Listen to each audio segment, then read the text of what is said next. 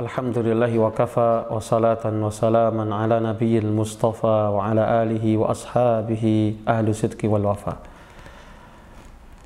Kehidupan yang lain dari salafus salih setelah kita sedikit mengenal bagaimana Rasulullah SAW dan interaksi beliau dengan Al-Quran, bagaimana kekhusyuan beliau, bagaimana tilawah beliau, bagaimana cintanya, dan Rasulullah SAW menghabiskan seluruh waktunya bersama Al-Quran, maka kita patut melihat bagaimana orang yang terdekat dengan beliau, orang yang sangat beliau cintai, yaitu Abu Bakar radhiyallahu ta'ala anhu.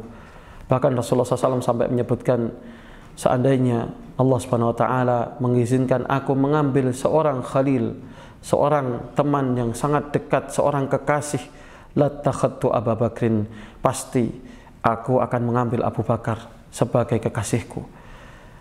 Itu menggambarkan betapa dekatnya Rasulullah dengan beliau. Bahkan Rasulullah SAW selalu menyampaikan, ana wa Abu Bakar wa Umar, ana wa Abu Bakar wa Umar, aku, Abu Bakar dan Umar. Karena saking seringnya beliau bersama Abu Bakar dan sangat dekatnya Abu Bakar dalam hati Rasulullah SAW. Beliau juga sangat mencintai Abu Bakar dan mempercayakan amanah untuk Abu Bakar menggantikan beliau sepeninggal setelah wafatnya Rasulullah SAW. Maka tentu Abu Bakar memiliki sifat yang istimewa. Di antara banyak sifat-sifat beliau yang mulia, sifat-sifat beliau yang luar biasa, kita akan sedikit mengutip bagaimana potret Abu Bakar radhiyallahu ta'ala anhu bersama Al-Quran.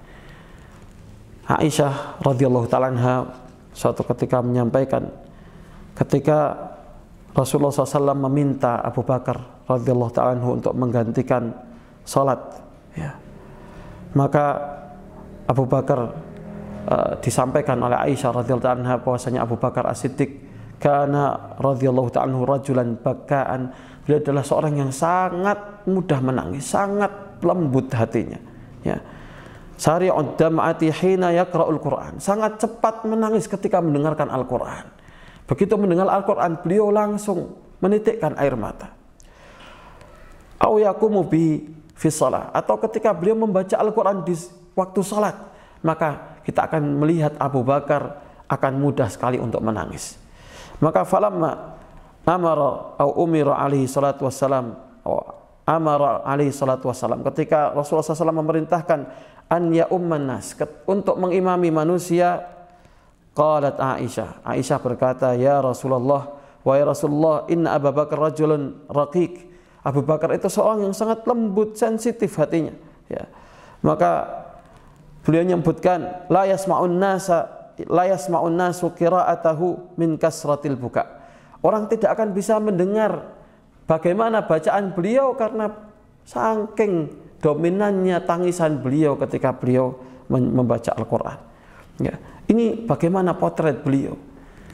Adapun kita mungkin sering membaca Al-Quran, tapi apakah Al-Quran itu sampai kepada hati kita? Apakah kita membacanya kemudian mentadaburinya, menghayati maknanya, sehingga kita bisa meresapinya dan kemudian menitiklah air mata kita. Maka cukup kita belajar dari Khalifatul Muslimin, Khalifatu Rasulillah, yaitu Abu Bakar radhiyallahu ta'ala anhu, seorang yang sangat-sangat khusyuk, seorang yang sangat-sangat dekat dengan Rasulullah, yang mana atharnya beliau akan kita lihat dalam kehidupan beliau.